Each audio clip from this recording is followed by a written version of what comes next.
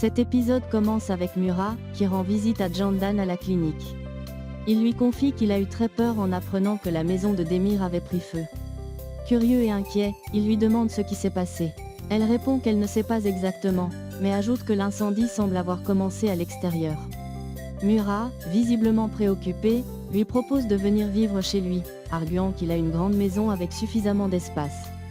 Cependant, Candan décline poliment, précisant qu'elle pourra toujours séjourner à l'hôtel si nécessaire. Il s'enquiert ensuite de l'endroit où se trouvent Demir et EIQ, et elle lui répond qu'ils sont chez Ougour. Pendant ce temps, Djemal cherche désespérément son portefeuille, qu'il ne parvient pas à retrouver. Chez Ougour, Demir et EIQ prennent le petit déjeuner. La petite fille remarque tristement qu'elle n'a plus de brosse à dents ni de vêtements pour aller à l'école. Son père, compréhensif, lui dit qu'elle n'ira pas à l'école aujourd'hui et qu'il s'occupera d'informer Sevgi de la situation. Ougour, toujours attentif, tend un peu d'argent à Demir pour couvrir les besoins immédiats de EIQ. À ce moment, Djemal appelle Demir pour lui demander des nouvelles de EIQ et vérifier s'il n'a pas oublié son portefeuille chez lui. Lorsque Demir éclate de rire et lui annonce que sa maison a été incendiée la nuit précédente, Djemal, choqué, demande aussitôt où il se trouve avant de se précipiter pour venir les voir. Demir, préoccupé, s'éloigne un instant pour appeler Sevgi et l'informer que EIQ ne viendra pas à l'école aujourd'hui, expliquant que l'incendie a détruit toutes ses affaires. Sevgi, bouleversé, lui exprime toute sa compassion. Demir envisage ensuite d'aller travailler pour demander une avance afin de pouvoir acheter quelques affaires à sa fille. Toutefois, Ougour, inquiet, lui déconseille cette idée, insistant pour qu'il appelle son patron pour lui expliquer la situation. Djemal arrive peu de temps après. EIQ, encore triste, lui raconte ce qui est arrivé à leur maison. Pendant qu'elle parle, Demir lui demande gentiment d'aller à la cuisine afin qu'elle n'entende pas leur discussion. Il confie alors à Djemal que, d'après le témoignage d'un voisin, Ahmed pourrait être l'auteur de l'incendie. Demir, toujours préoccupé par la situation, insiste sur son intention d'aller au travail pour demander une avance. Djemal lui propose alors de lui prêter de l'argent. Bien que réticent au départ, Demir finit par accepter après que Djemal ait insisté, précisant qu'il le fait pour EIQ. Pendant que Demir s'absente, Djemal et Ougour emmènent EIQ acheter de nouvelles affaires. Sur le chemin, Ougour s'étonne des ressources financières de Djemal et lui demande d'où vient tout cet argent. Djemal lui explique qu'il s'agit d'une aide d'Arif, un ami de longue date. Après leurs emplettes, ils rentrent à la maison, et EIQ est toute joyeuse en découvrant ses nouvelles affaires.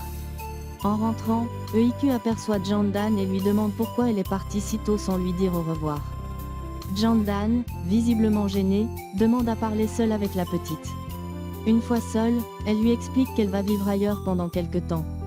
Déçue et triste, EIQ lui demande si elle viendra les voir tous les jours.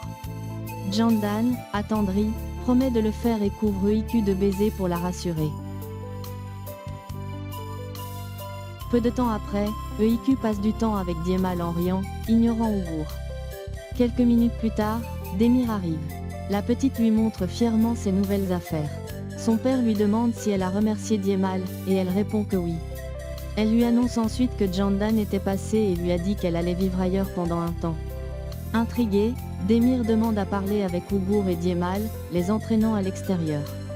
Lors de leur conversation, Demir évoque Ahmed et promet de le retrouver. Cependant, Djemal et Ougour tentent de le calmer. Furieux, Demir rappelle qu'Ahmed a tué son père, brûlé sa maison et tiré sur Djemal. Ougour lui conseille de laisser la police faire son travail, mais Demir, agacé, demande quand est-ce que la police agira réellement. Ougour insiste pour qu'il promette de ne pas commettre l'irréparable, tandis que Djemal propose de parler de tout cela plus tard. Il conseille à Demir de se concentrer sur sa fille pour l'instant et rentre chez lui. Le soir, alors que Djemal arrive devant son appartement, il envoie un message à Demir pour lui signaler que Candan est toujours à la clinique. Sans attendre, Demir met ses chaussures et part la rejoindre. Pendant ce temps, chez Djemal, un homme envoyé par Arif arrive. Il informe Djemal qu'Arif lui demande d'annuler sa plainte contre Ahmed, car ce dernier est à la fois un ami et un partenaire d'affaires. De son côté, Candan s'apprête à passer la nuit dans sa clinique. Lorsque Demir arrive, elle lui ouvre la porte. Il lui demande pourquoi elle reste là et lui conseille de rentrer à la maison, mais elle refuse. Bien qu'il insiste, elle reste déterminée. Elle explique qu'elle en a déjà parlé à EIQ et rassure Demir en lui affirmant qu'elle n'abandonnera pas la petite. À ce moment, Mura appelle Candan pour prendre de ses nouvelles. Elle lui répond qu'elle a décidé de rester désormais à la clinique, ce qui irrite encore plus Demir. Sans un mot de plus, il s'en va. De retour à la maison, Demir, bouleversé, va dans la chambre de sa fille. Il la trouve en train de faire un cauchemar à propos de l'incendie de leur maison et la réveille doucement. Il la rassure en lui disant que ce n'était qu'un rêve et qu'il est là pour elle. Après s'être calmé, EIQ se rendort. Demir la regarde tendrement, lui donne un baiser et murmure qu'il sera toujours là pour elle. Le lendemain matin, Diemal se rend au poste de police pour retirer sa plainte. Il déclare que ce n'est pas Ahmed qui lui a tiré dessus. Le commissaire lui demande qui est le véritable coupable, mais Diemal prétend ne pas savoir. Déçu par son propre geste, il quitte le bureau du commissaire. Il retrouve Demir et Ougour pour leur annoncer ce qu'Arif lui a demandé de faire. Honteux, il leur avoue qu'il a retiré sa plainte, mais propose de trouver un autre moyen de piéger Ahmed. Demir approuve l'idée, espérant une issue favorable. Pendant ce temps, EIQ arrive avec son nouvel uniforme pour l'école. Son père l'aide à enfiler ses chaussures. La petite, toute souriante, demande à tour de rôle à Demir, Diemal et Ougour de l'accompagner à l'école. J'espère que vous avez adoré la vidéo. N'oubliez pas de vous abonner et d'activer la cloche pour ne manquer aucun nouveau résumé. À très bientôt pour d'autres histoires encore plus crépitantes. Shelly's Love, votre rendez-vous pour revivre les meilleures émotions des novellas.